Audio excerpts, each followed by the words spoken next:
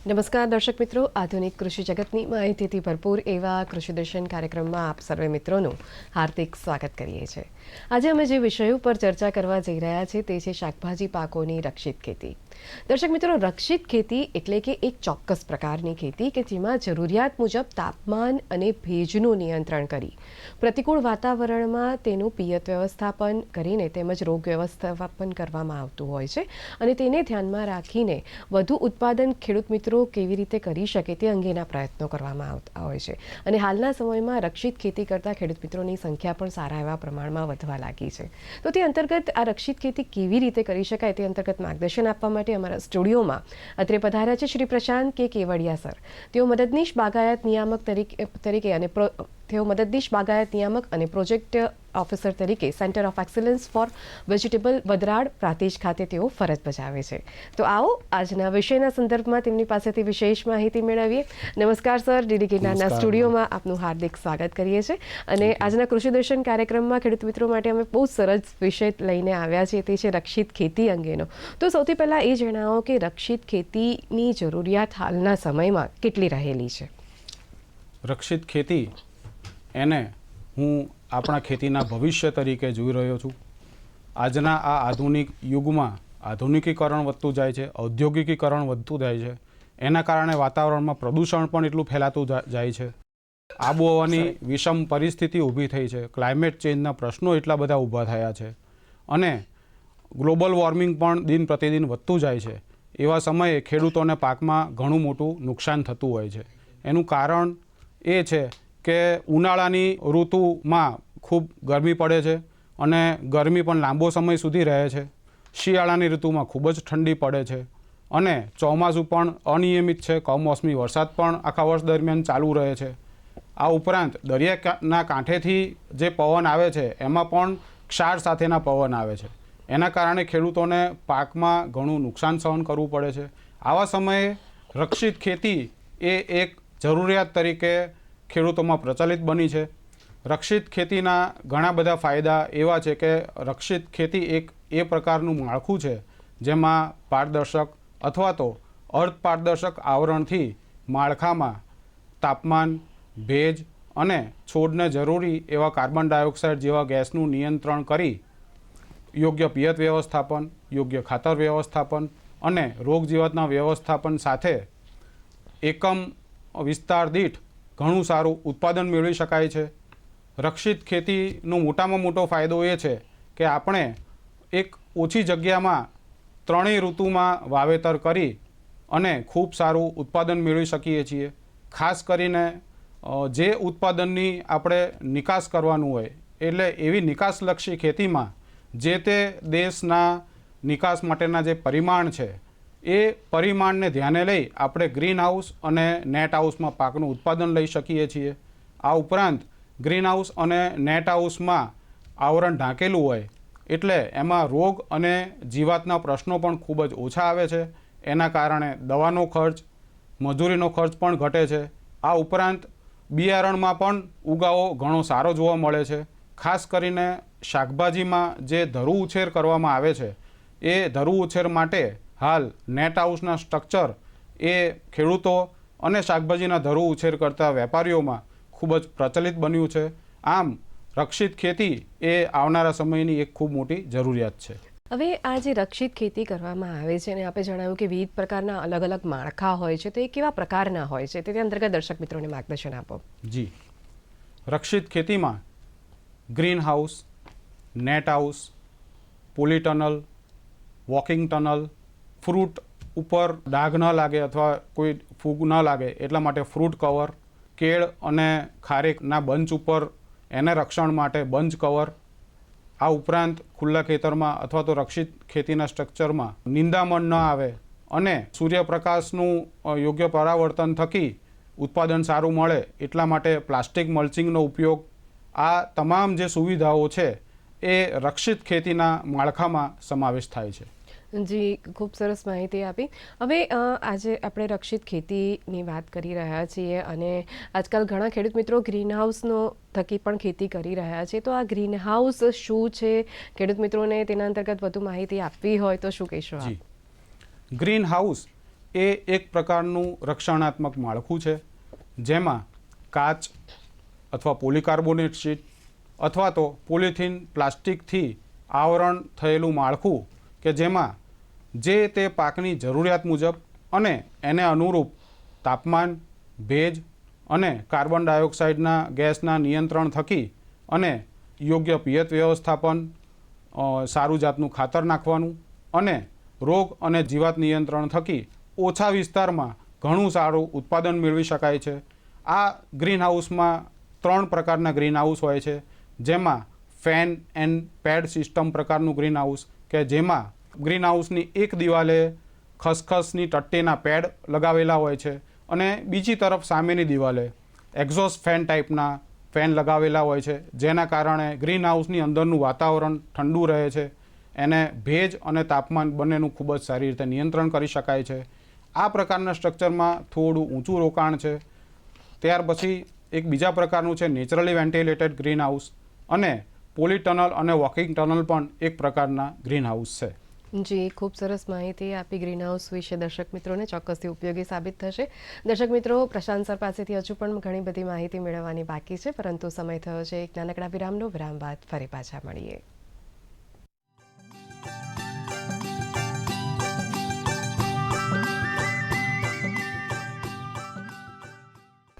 વિરામ બાદ આપ સૌનું હાર્દિક સ્વાગત છે. આજનો વિષય છે શાકભાજી પાકોની રક્ષિત ખેતી.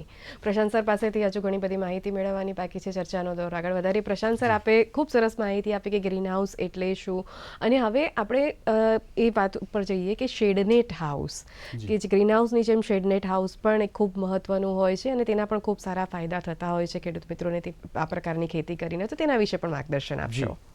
ખેડૂત મિત્રો, અગાઉ મેં વાત કરી એ પ્રમાણે ગ્રીન હાઉસમાં ઉપર કાચ અથવા પોલીકાર્બોનેટ શીટ અથવા તો પોલિથીન પ્લાસ્ટિકનું આવરણ હોય છે. તે જ રીતે શેડનેટ હાઉસમાં 50% અથવા તો 75% અલગ અલગ પ્રકારની શેડનું આવરણ માળખામાં ઢાંકેલું હોય છે. અને શેડનેટ હાઉસમાં પણ આપણે તાપમાન અને ભેજનું યોગ્ય નિયંત્રણ કરી શકીએ છીએ. સૌથી મોટો ફાયદો શેડનેટ હાઉસનો એ છે કે ગ્રીન હાઉસ જેટલું ઊંચું રોકાણ શેડનેટ હાઉસમાં નથી કરવું પડતું, અને શાકભાજીના ધરુ ઉછેર માટે અથવા તો ત્રણેય સિઝનમાં અથવા તો ઓફ સિઝનમાં પાકનું ઉત્પાદન કરવા માટે શેડનેટ હાઉસ ખેડૂતોમાં ખૂબ જ પ્રચલિત બન્યું છે. શેડનેટ હાઉસમાં પણ 3 પ્રકાર છે. ખાસ કરીને ગેબલ પ્રકારનું શેડનેટ હાઉસ, ફ્લેટ પ્રૂફ પ્રકારનું શેડનેટ હાઉસ, અથવા તો લાકડા અને વાંસનો ઉપયોગ કરીને પણ આપણે શેડનેટ હાઉસ બનાવી શકીએ છીએ. અને શેડનેટ હાઉસ ખાસ કરીને ફળ ઝાડની રોપા કલમોના ઉત્પાદન માટે હાર્ડનિંગ યુનિટ તરીકે અને શાકભાજીના સારી ગુણવત્તાના ધરુ ઉછેર માટે શેડનેટ હાઉસનો ઉપયોગ દિન પ્રતિદિન વધતો જાય છે. જી, ખૂબ સરસ માહિતી આપી ગ્રીન હાઉસ અને શેડનેટ હાઉસ બંને વિશેની. પરંતુ સર, જ્યારે આ ગ્રીન હાઉસ અને શેડનેટ હાઉસ બનાવવું હોય તો ખેડૂત મિત્રોએ જે તે સ્થળની પસંદગી કરવાની હોય છે, તો તે સ્થળની પસંદગી કેવી રીતે કરવાની હોય છે? ખૂબ જ સરસ પ્રશ્ન છે બેન. ગ્રીન હાઉસ અને શેડનેટ હાઉસ બનાવતા પહેલાં ખેડૂત મિત્રો એની જમીનની યોગ્ય રીતે પસંદગી કરવી એ ખૂબ જ અગત્યનું પાસું છે. શેડનેટ હાઉસ અને ગ્રીન હાઉસ માટે ખાસ કરીને ઊંચાઈવાળી જમીન ખૂબ જરૂરી છે. આસપાસની જમીન કરતાં થોડી ઊંચાઈ વધારે હોય એવી જમીન પસંદ કરવી, અને જમીન થોડી ઢાળવાળી હોય એવી પસંદગી કરીએ તો વરસાદી પાણીનો નિકાલ યોગ્ય રીતે થઈ શકે. ગ્રીન હાઉસ અને શેડનેટ હાઉસ ઊભા કર્યા પછી એમાં ગટર વ્યવસ્થાપનની જરૂર પડે છે. આ ઉપરાંત જે જગ્યાએ જમીન પસંદ કરીએ ત્યાં પાણીનો યોગ્ય સોર્સ હોવો ખૂબ જ જરૂરી છે. ખાસ કરીને પાણીનું pH લેવલ 5.5થી લઈ અને 7.5 સુધીનું હોવું જોઈએ, અને તેની ઇસી એટલે કે વિદ્યુત વાહકતા પણ 0.4થી 0.7ના લેવલે હોવું જોઈએ. જો નહેરનું અથવા નર્મદા કેનાલનું પાણી મળે તો ગ્રીન હાઉસ અને નેટ હાઉસ જેવી આધુનિક રક્ષિત ખેતી માટે ખૂબ જ ઉપયોગી થઈ પડશે. સૌથી મહત્ત્વનું એ છે કે ગ્રીન હાઉસ અને નેટ હાઉસ જ્યાં પણ બાંધવામાં આવે એ જગ્યા પ્રદૂષણ ન હોવું જોઈએ, અને એ જગ્યાએ કોઈ ઔદ્યોગિક એકમ ન હોવા જોઈએ.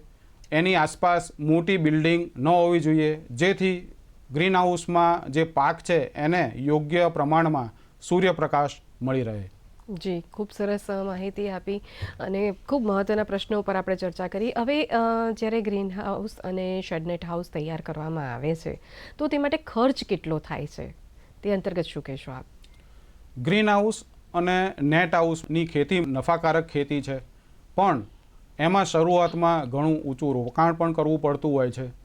ગ્રીન હાઉસમાં ફેન એન્ડ પેડ પ્રકારનું જે સ્ટ્રક્ચર છે એમાં 1400 રૂપિયાથી લઈ 1650 રૂપિયા પ્રતિ ચોરસ મીટર જેટલો ખર્ચ આવતો હોય છે. એટલે કે જો 4000 ચોરસ મીટર એટલે કે 1 એકર સુધીનું ફેન એન્ડ પેડ પ્રકારનું ગ્રીન હાઉસ બાંધવું હોય તો 56 લાખથી માંડીને 60 લાખ સુધીનો ખર્ચ થતો હોય છે. ગ્રીન હાઉસમાં બીજો પ્રકાર છે નેચરલી વેન્ટિલેટેડ પ્રકારનું ગ્રીન હાઉસ. આ પ્રકારના ગ્રીન હાઉસમાં 800 રૂપિયાથી લઈ અને 1000 રૂપિયા પ્રતિ ચોરસ મીટર જેટલો ખર્ચ થતો હોય છે. એટલે કે 1 એકરનું નેચરલી વેન્ટિલેટેડ ગ્રીન હાઉસ બાંધવું હોય તો અંદાજે 35થી 36 લાખ જેટલો ખર્ચ થતો હોય છે. શેડનેટ હાઉસમાં પણ નેચરલી વેન્ટિલેટેડ પ્રકારનું શેડનેટ હાઉસ ગેબલ રૂફ ટાઈપ અથવા તો ફ્લેટ રૂફ ટાઈપનું બાંધવું હોય તો 600થી લઈ 800 રૂપિયા પ્રતિ ચોરસ મીટર જેટલું ખર્ચ થતો હોય છે. એટલે કે 1 એકરનું શેડનેટ હાઉસનું બાંધકામ કરવું હોય તો અંદાજે 28થી લઈ 30 લાખ જેટલું રોકાણ કરવું પડે છે. પોલી ટનલ અને વોકિંગ ટનલ પણ હવે પ્રચલિત બનતું જાય છે. એમાં ગ્રીન હાઉસ અને નેટ હાઉસની સાપેક્ષમાં થોડું નીચું રોકાણ છે. એનો ખર્ચો જનરલી 500 રૂપિયાથી લઈ 600 રૂપિયા પ્રતિ ચોરસ મીટર એટલે કે 2 લાખથી 3 લાખ જેટલો ખર્ચ થતો હોય છે. જે રીતે આપે કીધું કે કેટલો ખર્ચ આવે છે, પરંતુ જ્યારે ખેડૂત મિત્રોને આ તૈયાર કરવું છે ગ્રીન હાઉસ અને શેડનેટ હાઉસ તો એ માટે તેઓને સરકારી સહાય જોઈતી હોય તો તે મળી શકે ખરી? ખેડૂત મિત્રો માટે આ ખૂબ મહત્ત્વનો પ્રશ્ન સાબિત થશે. ચોક્કસ. ગ્રીન હાઉસ અને શેડનેટ હાઉસમાં ખેતી કરવા માટે શરૂઆતનું ઊંચું રોકાણ કરવું પડતું હોય છે અને વધુમાં વધુ ખેડૂતો આ પ્રકારની ખેતી તરફ પ્રેરાય અને એમને પ્રોત્સાહન મળે એટલા માટે રાજ્ય સરકારશ્રીના બાગાયત ખાતા દ્વારા green house, shade net house, poly tunnel, walking tunnel, anti bird net, fruit cover, bunch cover આ તમામ પ્રકારના માળખા અને સુવિધાઓ માટે સામાન્ય ખેડૂતોને કુલ ખર્ચના 65% સુધી અને અનુસૂચિત જાતિ તથા અનુસૂચિત જનજાતિના ખેડૂતોને કુલ ખર્ચના 75% સુધી સહાય આપવામાં આવે છે. આમ રાજ્યના ખેડૂતો વધુમાં વધુ આ ખેતી તરફ પ્રેરાય એટલા માટે સરકારની સહાયની આ ખૂબ જ સારી યોજના છે અને ખેડૂતો આ પ્રકારની ખેતી પદ્ધતિ અપનાવે એવો હું એમને અનુરોધ કરું છું. જી, ખૂબ સરસ માહિતી આપી. જ્યારે ખેડૂત મિત્રોને સરકારી સહાય તો મળી શકે છે તેવી વાત કરી, પરંતુ આ સહાય મેળવવા માટે તેઓએ ચોક્કસ પ્રકારની કોઈ પ્રોસિજર કરવી પડે ખરી? જી, ખેડૂત મિત્રો રાજ્ય સરકારના બાગાયત ખાતા દ્વારા ગ્રીન હાઉસ અને શેડનેટ હાઉસમાં જે સહાય આપવામાં આવે છે એના માટે ખૂબ જ પારદર્શક કાર્ય પદ્ધતિ છે.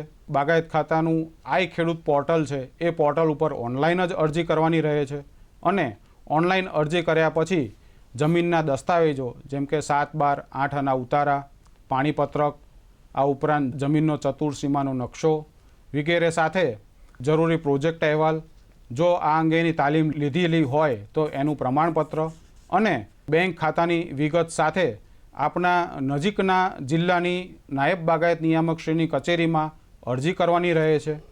આ અરજી કર્યા બાદ બાગાયત ખાતાની એક ટીમ સ્થળ ચકાસણી કરવા આવશે.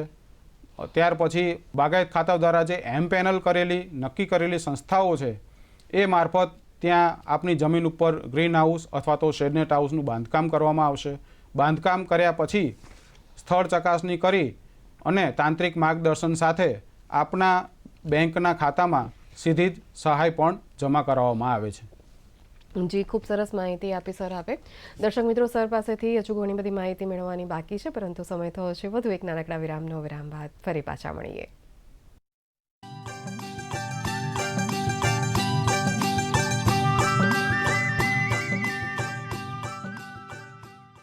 વિરામ બાદ આપ સૌનું હાર્દિક સ્વાગત છે. આજનો વિષય છે શાકભાજી પાકોની રક્ષિત ખેતી.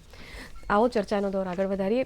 સર, આપે ખૂબ સરસ માહિતી આપી કે જે પ્રકારનું ગ્રીન હાઉસ છે, શેડનેટ હાઉસ મેળવવા માટે કયા પ્રકારની સરકારી સહાય મળતી હોય છે. પરંતુ જ્યારે ખેડૂત મિત્રોએ શાકભાજીના ધરું ઉછેર માટે પ્લગ નર્સરી બનાવવાની હોય તો તે માટેની સહાય જોઈતી હોય તો પણ તે મળી શકે ખરી? જી, શાકભાજીમાં ખાસ કરીને ખેડૂતો જ્યારે એની જમીન ઉપર ધરું તૈયાર કરે છે ત્યારે શાકભાજીનું ધરુંનો ઉગાવો ફક્ત 60થી 65% જ મળે છે. એટલે એનો મતલબ એવો થયો કે ખેડૂત મિત્રો જ્યારે ઘણું જ મોંઘું શાકભાજીનું બિયારણ ખરીદે છે, જનરલી સારી જાતનું ઊંચી ગુણવત્તાવાળું બિયારણ 50,000થી 60,000 રૂપિયા પ્રતિ કિલો જેટલું મોંઘું મળે અને જમીનમાં જાતે તૈયાર કરે અને ફક્ત 60થી 65% જેટલો ઉગાવો મળે તો એને બિયારણનો ઘણો ઊંચો ખર્ચ વેઠવો પડતો હોય છે. ત્યારે આ પ્લગ નર્સરી એક એવી ટેકનોલોજી છે કે એમાં ધરું તૈયાર કરીએ તો ખૂબ જ સારી ગુણવત્તાનું, રોગ જીવાત મુક્ત અને ખૂબ જ સારા મૂળના વિકાસવાળું ધરું તૈયાર થાય અને એનો ઉગાવો પણ 95% સુધી મળતો હોય છે. એટલે ખેડૂતોને જે શરૂઆતનો બિયારણનો ઊંચો ખર્ચ છે એમાં એને નુકસાન નથી વેઠવું પડતું. અને આ પ્રકારની પ્લગ નર્સરીમાં ધરું તૈયાર કરવામાં આવે એ માટે પણ સરકાર દ્વારા સહાય આપવામાં આવે છે. 1 હેક્ટર જેટલી હાઈટેક પ્લગ નર્સરી ઊભી કરવા માટે સામાન્ય રીતે 1000 ચોરસ મીટર સુધીનું નેટ હાઉસ, 1000 ચોરસ મીટર સુધીનું green house, media material, plug tray, જરૂરી ફાર્મ મશીનરીઝ, જર્મિનેશન ચેમ્બર, આ પ્રકારની સુવિધાઓ ઊભી કરવા માટે અંદાજે 30 લાખ જેટલો ખર્ચ થતો હોય છે. અને એ 30 લાખના 50% એટલે કે 15 લાખ સુધી સરકારનું બાગાયત ખાતું સહાય પણ પૂરી પાડે છે. અને જો કોઈ ખેડૂત મિત્ર પોતાના ખેતર ઉપર જ નાનું પ્લગ નર્સરીનું માળખું ઊભું કરવા માગતા હોય તો 500 ચોરસ મીટર સુધીની નાની પ્લગ નર્સરી માટે અંદાજે 3.5 લાખ જેટલો ખર્ચ થતો હોય છે. અને એ ખર્ચની સામે સામાન્ય ખેડૂતને કુલ ખર્ચના 65% સુધી અને અનુસૂચિત જાતિ અને અનુસૂચિત જનજાતિના ખેડૂતોને 75% સુધી સરકારની સહાય મળવાપાત્ર થાય છે. એટલે ખૂબ સરસ પ્રોત્સાહકપૂર્વકના પ્રયત્નો સરકારશ્રી દ્વારા પણ થઈ રહ્યા છે. અને સર, હવે વધુ ચર્ચા એ કરીએ કે ગ્રીન હાઉસ તથા નેટ હાઉસ તૈયાર કરતી વખતે ખેડૂત મિત્રોએ કઈ કઈ બાબતોની તકેદારી રાખવી જોઈએ તે અંતર્ગત માર્ગદર્શન આપશો? જી, ખેડૂત મિત્રો, ગ્રીન હાઉસ અને નેટ હાઉસમાં ખેતી કરતાં પહેલાં સૌથી પહેલાં જમીનની યોગ્ય પસંદગી કરવી ખૂબ જ જરૂરી છે. કયા પ્રકારની જમીન પસંદ કરવી એ મેં આ અગાઉ કહ્યું. ત્યારબાદ આપણા પોતાના વિસ્તારમાં આપણી આબોહવા કેવી છે, પાણી કયા પ્રકારનું છે, એના આધારે રક્ષિત ખેતીનું કયા પ્રકારનું માળખું ઊભું કરવું એ ખૂબ જ જરૂરી છે. આપણા ખેતર ઉપર ગ્રીન હાઉસ અથવા તો નેટ હાઉસ અથવા પોલી ટનલ કે વોકિંગ ટનલ કયા પ્રકારનું માળખું બનાવવું એ યોગ્ય રીતે પસંદગી કરવી જરૂરી છે. આ ઉપરાંત બજારમાં જેની માંગ છે એવી પાકની પસંદગી કરવી અને બજારમાં જ્યારે એનો ભાવની વેલ્યુ ઊંચી આવે છે ત્યારે આપણું ઉત્પાદન બજારમાં ઠલવાય એ પ્રમાણેનું સમયપત્રક બનાવવું અને એ પ્રકારે વાવેતર કરવું ખૂબ જ અગત્યનું થઈ પડે છે. આ ઉપરાંત આ ગ્રીન હાઉસ અને નેટ હાઉસની ખેતી છે એ ખુલ્લા ખેતરમાં જે ખેતી કરીએ એનાથી થોડી અલગ છે. એટલા માટે તાલીમ મેળવવી ખૂબ જ જરૂરી છે.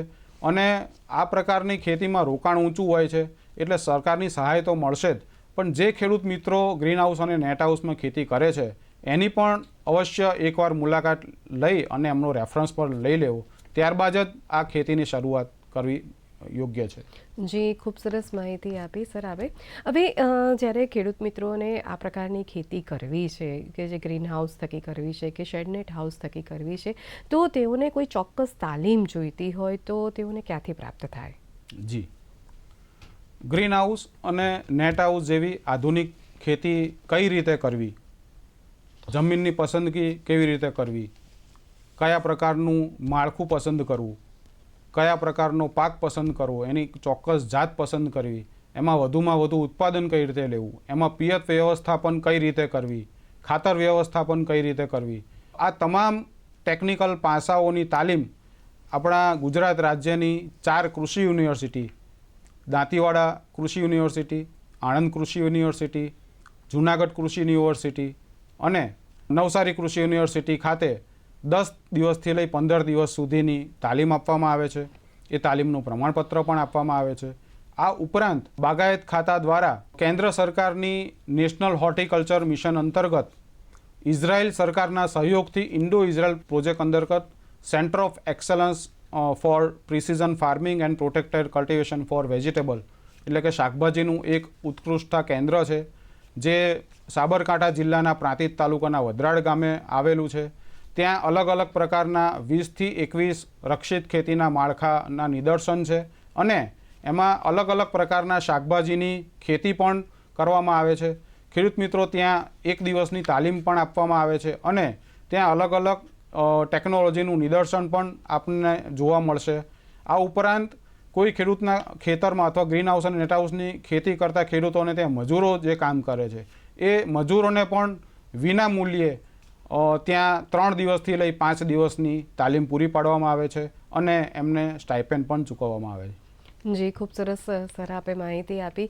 સર, આજના વિષયના સંદર્ભમાં અમારા દર્શક મિત્રોને કોઈ ચોક્કસ સંદેશો આપવો હોય તો તે ટૂંકમાં શું આપશો? દર્શક મિત્રો, મેં કહ્યું એમ રક્ષિત ખેતી એ આપણા ખેતીનું એક ભવિષ્ય છે અને આ વિષમ આબોહવા પરિસ્થિતિમાં જો આપણે નિકાસલક્ષી સારું ઉત્પાદન મેળવવું હોય, સારી ગુણવત્તાનું ઉત્પાદન લઈ અને વધુ આવક અને વધુ નફો મેળવવો હોય તો હું એક અનુરોધ કરું છું કે રક્ષિત ખેતી તરફ વળો અને સામાન્ય ખેતી છોડી એક વધુ સારી ખેતી અપનાવો. જી સર, આપે ખૂબ સરસ માહિતી આપી રક્ષિત ખેતી વિશે. ચોક્કસથી દર્શક મિત્રોને ઉપયોગી સાબિત થશે. આપ ડીડીગેના સ્ટુડિયોમાં અને કૃષિ દર્શન કાર્યક્રમમાં પધાર્યા તે બદલ આપનો ખૂબ ખૂબ ધન્યવાદ. દર્શક મિત્રો, જોયું ને કે પ્રશાંત સરે જે માહિતી આપી તે માહિતીનો ચોક્કસથી સદુપયોગ કરજો અને રક્ષિત ખેતી અપનાવજો અને આપ સૌની આર્થિક સુખાકારીમાં વધારો થાય તેવી જ અભ્યર્થના સાથે ફરી મળીશું એક નવા વિષય, નવી માહિતી અને નવા નિષ્ણાત સાથે. ત્યાં સુધી પાયલને રજા આપશો. નમસ્કાર.